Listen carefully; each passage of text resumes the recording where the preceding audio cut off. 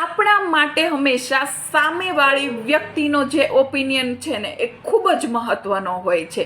90% લોકો પોતાની 90% લાઈફ સમાજ શું કહેશે, લોકો શું કહેશે, દુનિયા શું કહેશે, પરિવાર શું કહેશે, બસ એમાં જ બરબાદ કરી નાખે છે.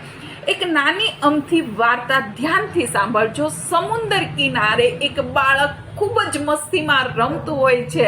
એમના પેરેન્ટ્સ પણ ત્યાં બેઠા હોય છે અને સમુદ્રની લહેર ક્યારે એ બાળકને આવી અને પોતાની અંદર સમાવી લે છે એ એમના પેરેન્ટ્સને પણ ખ્યાલ નથી રહેતો. એટલા માટે થઈને સમુદ્ર કિનારે ગુસ્સામાં એમના પેરેન્ટ્સ લખે છે કે સમુદ્ર તો એક ચોર છે. એક મછવારો પોતાના ભરણ પોષણ માટે થઈને, પોતાના પરિવારના ભરણ પોષણ માટે થઈને માછલીઓ પકડવા જાય છે અને એ દિવસે એને ખૂબ જ માછલીઓ મળે છે. ખુશ થઈને આવીને સમુદ્ર કિનારે લખે છે કે સમુદ્ર જે છે ને એ તો મારો અન્નદાતા છે.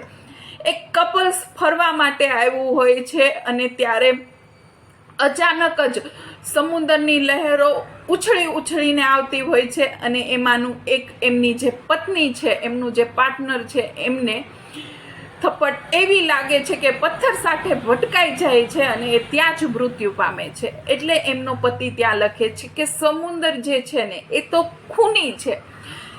ત્યારબાદ એક વ્યક્તિ કિનારા ઉપર ફરતું હોય છે અને એમને એક સરસ મજાનું મોતી મળે છે. એટલે એ વ્યક્તિ કિનારા ઉપર લખી જાય છે કે સમુદ્ર તો જે છે ને એ દાનવીર છે. અને એ પછી જે લખાણ બધું લખેલું હતું અલગ અલગ વ્યક્તિએ, સમુદ્રની એક મોટી લહેર આવે છે અને બધું જ લખાણ ભૂસી નાખે છે.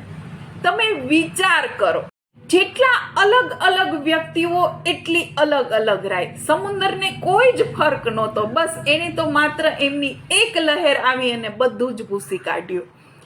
સમુદ્રની જેમ જો તમારે પણ વિશાળ બનવું હોય ને તો લોકો શું કહેશે, સમાજ શું કહેશે, પરિવાર શું કહેશે, એમના ઓપિનિયન, એમનું જે રાય છે ને એમના વિશે વિચારવાને બદલે તમારે જે કાર્ય કરવાનું છે, તમારે શું કરવું છે, એમના ઉપર જો ધ્યાન આપશો ને તો તમે પણ સમુદ્રની જેમ તમારો ગોલ હાસિલ કરી શકશો. સમુદ્રની જેમ તમે પણ વિશાળ બની શકશો. અને એ પણ ચોક્કસ કહું છું કે એક દિવસ જે લોકો તમારી અગેન્સ્ટ બોલતા હશે ને એ જ લોકો એકવાર તમે ગોલ હાસિલ કરી લીધો ને એ તમારી તરફેણમાં બોલતા થઈ જશે, તમારી સાથે આવીને ઊભા રહી જશે. જે તમારી વિરુદ્ધમાં હશે ને એ લોકો પણ. એટલા માટે થઈને લોકોની રાય ઉપર, લોકો શું ઓપિનિયન આપે છે એમના ઉપર ધ્યાન આપવાને બદલે લોકો શું વાતો કરે છે, સમાજ શું વાતો કરે છે એમના ઉપર ધ્યાન આપવાને બદલે જો તમે સાચા છો, તમે રાઈટ છો, તો તમે તમારા ગોલ ઉપર ધ્યાન આપો. ચોક્કસપણે એક દિવસ તમને કામયાબી હાસિલ થશે ને થશે જ. કોમલની વાતો કોમલ સાથે.